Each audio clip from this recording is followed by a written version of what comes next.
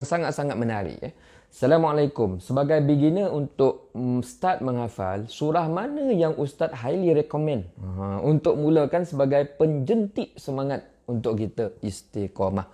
Soalan ini sebenarnya bertanya tentang kalau saya dah menghafal surah Tabat Yada, Qul Huwallahu Wadduha, surah yang pendek-pendek semua kita dah hafal. Dan sekarang ni kita nak go to next level. Saya nak hafal surah-surah yang banyak fadilat, yang selalu orang baca.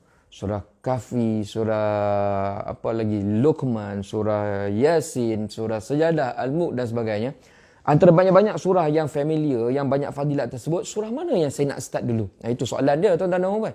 Saya cadangkan, kalau anda nak start dulu surah yang panjang sikit ni, anda start dengan surah apa? Surah Al-Mulk. Kenapa surah Al-Mulk? First, tuan-tuan dan puan, surah Al-Mulk ni dia tak panjang sangat. Kalau tengok Quran tu, di awal juz 29, 2 muka surat suku je. Dia tak adalah terbeban sampai 10 muka surat. 2 muka surat suku, insya-Allah mudah nak menghafal. Itu yang pertama. Yang keduanya, saya nak bagi tahu tuan-tuan dan puan-puan, surah Al-Mulk ni walaupun pendek, tapi dia punya manfaat, dahsyat tuan-tuan dan puan, dahsyat. Tengok saya share. Ada satu hadis Rasulullah SAW kata apa? Surah Al-Mulk yang kamu rasa pendek tu, manfaat dia waktu kita dah meninggal, masya-Allah, tabarakallah. Ini perkara yang paling kita nak. Apa yang kita nak, tuan-tuan dan puan-puan? Inna suratan minal Quran. 30 ayah. Syafa'at li rajulin hatta ghufira lahu wa hiya surah tabarakalladzi biyadihil mulk. Kata Rasul, ada satu surah dalam Al-Quran, ada 30 ayat, dia tak banyak. Surah Mulk lah tu. Ya, walaupun pendek, syafa'at li rajulin hatta ghufira lahu. Hari kiamat nanti, dia boleh datang sebagai pengguam bela, dia defend kita, dia akan minta pada Allah Subhanahu Wa Taala, ya Allah, ini sahabat saya, nama dia siapa? Si Fulan bin Si Fulan.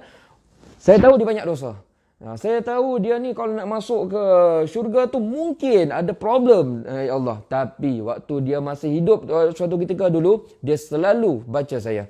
Dia hafal saya. Tiap-tiap hari dia baca, sebelum tidur dia baca, waktu dalam solat dia baca, dia kawan karib dengan saya. Hari ini saya nak minta kepadamu, ya Allah, tolong ampunkan dosanya. Tuan-tuan dan puan-puan, itu manfaat surah Al-Mulk tu. Di mana dia boleh teman kita, bukan setakat teman, dia defend kita.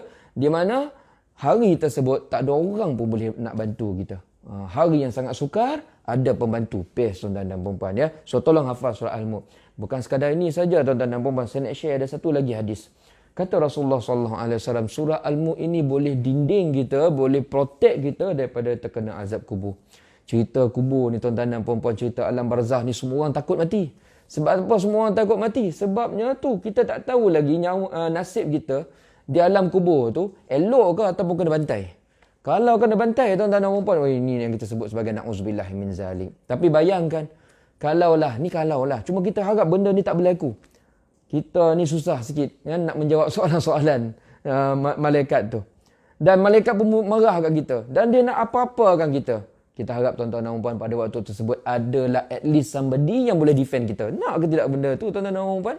Ya, saya nak, tuan-tuan dan puan. Benda ni benda paling mahal, betul tak? Ada orang nak kacau kita ataupun ada malaikat nak ganggu kita, tiba-tiba pum, dia halang. Oh, best. Nama dia apa? Surah Al-Mulk. Qala Rasulullah SAW, hiyal mani'ah, hiyal munjiyah, tunjihi min azabil qabri. Surah Al-Mulk ini dikenali sebagai surah mani'. Mani' ni apa maksud dia? Penghalang. Munjiyah, penyelamat.